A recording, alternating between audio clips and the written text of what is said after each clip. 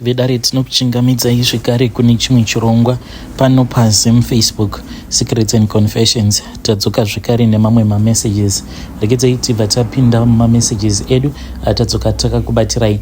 Message yedu yekutanga yakamira sekudai so: hanzi makadi zvenyu mukoma, ndinokumbirawo kuti munge muchindiposterawo nyaya yangu makavika chitupa changu. So ini mukoma Nashe, like ndakatongovenga chinhu chinonzi marriage nekuda kwekuti ndakapindawo mumarriage at a very young age. Ndokubva ndabuda mumarriage paipai ndikabva ndazouyawo kuno kuSouth Africa. Ndauya kuno zveshuwa ndakabva ndatanga kuzvichengeta ndichitengawo hembe dzangu dzakanaka, but mukoma kuti ndinge ndichiwanawo murume uyo ainge achiti anoda kundiroora, it was proving to be very difficult. Ndaingosangana neava vanenge vachida kungokushandisa, saka ndakazosvika pakuvenga chinhu chinonzi munhurume because I could not get someone to marry me again.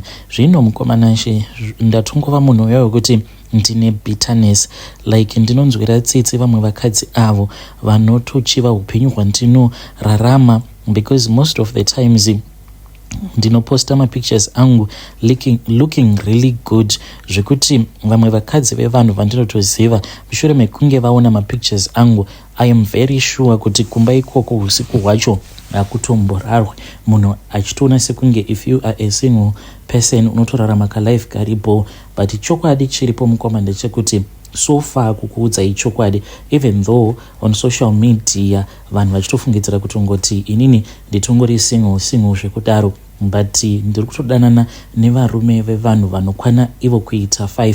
That is why ndichikwanisa kumaintaina this life that I am living. Varume vose ava vandinodanana navo, they are all married church going people, and two vacho we go to the same church. Havatozvizivi mukoma kuti ndiri kutongodanana navo vari 2 kudaro. So inini mukoma ndozvanditori nekuda kwebitterness iyo yandinayo towards marriage. Ndakabva ndatongozvidza kuti kana kuri kunzi handikwanise kuti ndige ndichipinda mumarriage macho, zviri nani kuti ndige ndichingofamba ndichitongoparadza mamarriages evamwe vakadzi. Like I just want to see other women suffer. Kana vamwe vakadzi ndikavaona as they are suffering, ndobva ndatoziva kuti tichawanda chete. As long as mukadzi abuda mumarriage aine rimwe zibitterness, I will know for sure kuti like kuzopinda kwake mumarriage futi zvinokwanisa kuzonetsa, anobva atongondijoina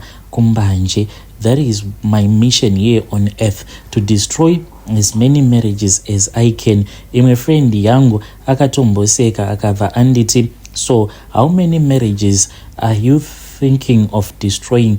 Mukoma ndakabva ndati at least if I can destroy up to 70 marriages, I will more than be happy to know that I would have died whilst I have destroyed 70 marriages.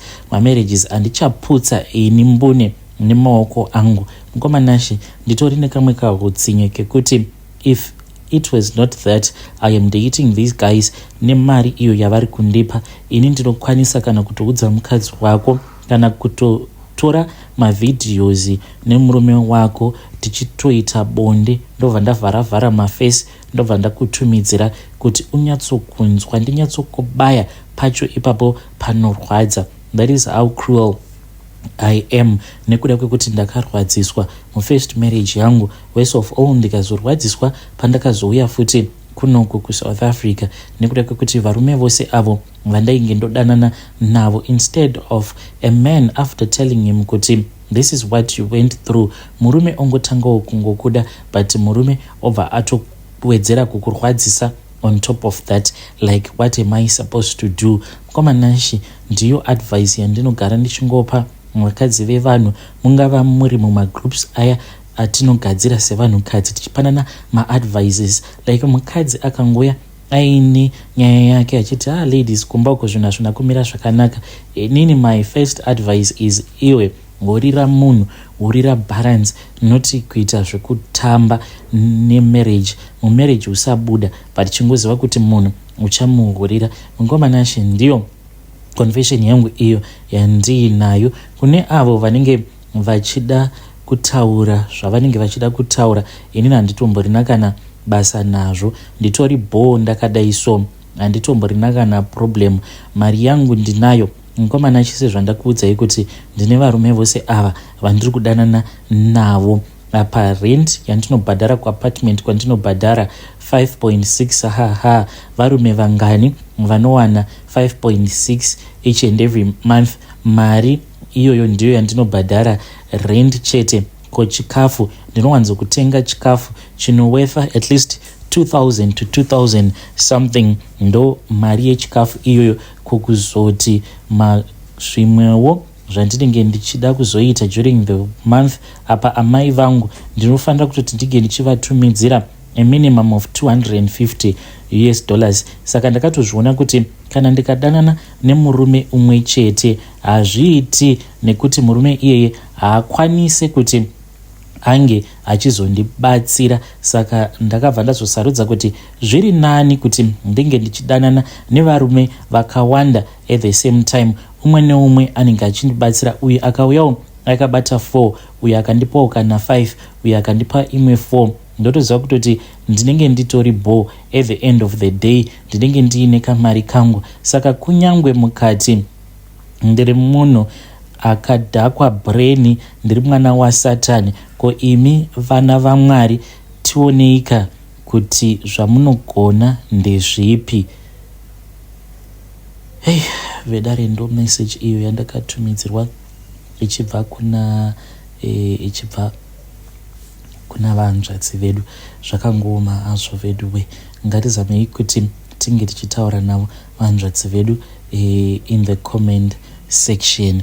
Hey, pakaipa regedzai tibva taenda panyaya yedu inotevera. Nyaya yedu inotevera yakamira sekudai so. Hanzi makadi zvenyu mukoma, ndinokumbirawo kuti munge muchindiposterawo nyaya yangu makaviga chitupa changu. Ndauyawo pano ndiine confession yangu iyo yandiinayo. Mukoma Nashe ndainge ndimbori neimwe friend yangu uyu akashayika zvake mushure mekunge taenda kune imwe ng'anga iyi inogara kuPretoria. Murume uyu haanzwisisiki kuti anobva kuChipinge, anobva kuMozambique, anombobvepiko, but shona yake ma1. Zvimwe zvacho zvinenge zvichitaurwa unenge usingatombonzwisi kuti munhu ari kuda kuzama kuti kudii. Zvinhu izvi mukoma pazvakaitika, it was in 2021, gore rainge rava kunopera. Saka takaenda kuya Mukoma Nashe because tainge tichiita zvekutengesa, taitengesa nyimo, nzungu, madora nezvakangosiyana. Business mukoma, business mazuva acho iwawo rainge rakaoma. Saka takabva tazonzwa kuti kwainge kuine vamwewo avo vaiitawo the same business ratainge tichiita, vainge vakaenda kuPretoria.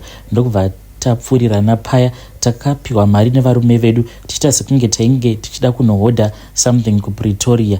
Inini nefriend yangu panguva yacho iyoyo nevarume vedu tainge tichigara muJoburg, but takazobva zvedu muJoburg mushure mekunge friend yangu yashayika because ndainge ndava kungoramba ndichiona chipoko chake. Takaenda kuPretoria mukoma, ndipo apo patakabva tazosangana nayo ng'anga iyaya.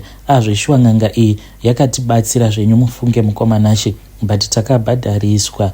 Hey mukoma, takabva tazonzi taifanira kuti tinge tichizodzoka the following weekend. Ini hangu handina kukwanisa kuzodzoka, handizivi kuti ndingati ndimwari here, wadzimwe here, kana kuti chii chakaitika.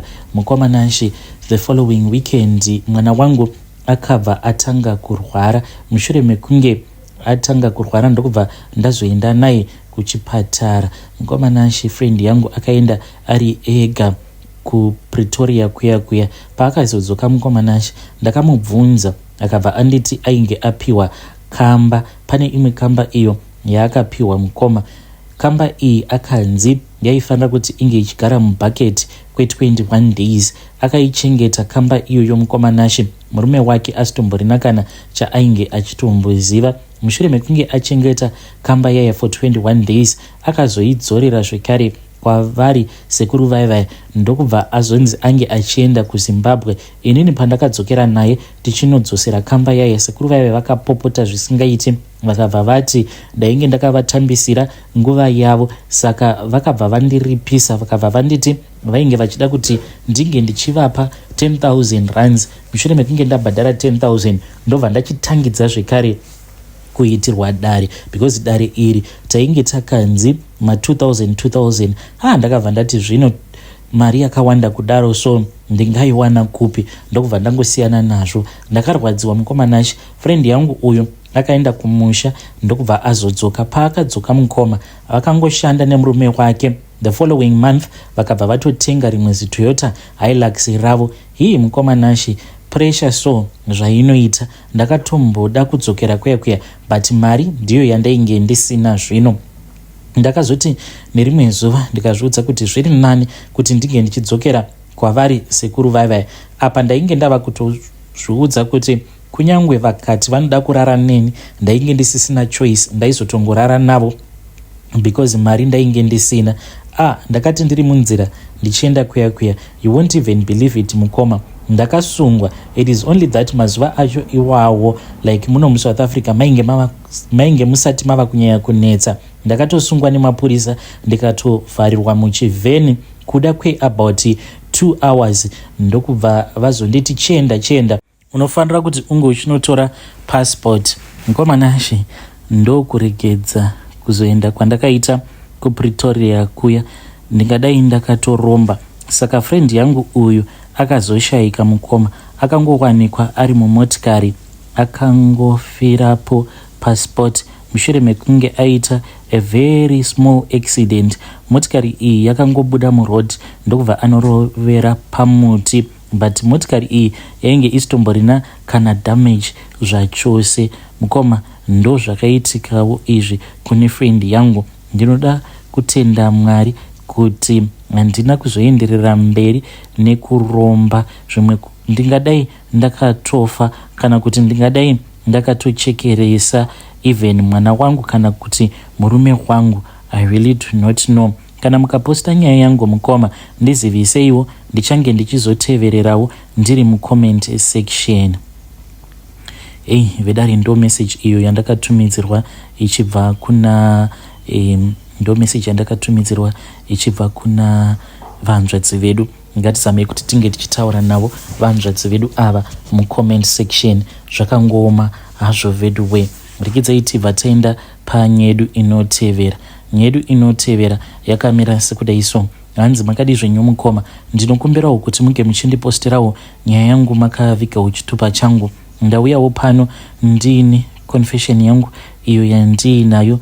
Ndiri kuda kuti next year pakuzonodzoka kunoku kwatichaita kuSouth Africa, mudzimai wangu ndikuda kumutiza. It's either ndichamusiya kuZim kana kuti iye ndichamuti fanoso kutungamirira. I really do not know kuti ndichazvifambisa sei, but ndafunga kuti ndige ndichimutiza. The reason as to why ndiri kuda kumutiza, it is because mudzimai wangu ndakamuudza kuti handizvifarire ini izvo zvaanoita. Munhu uya wekuti anofarira kugara achingoita mavideos.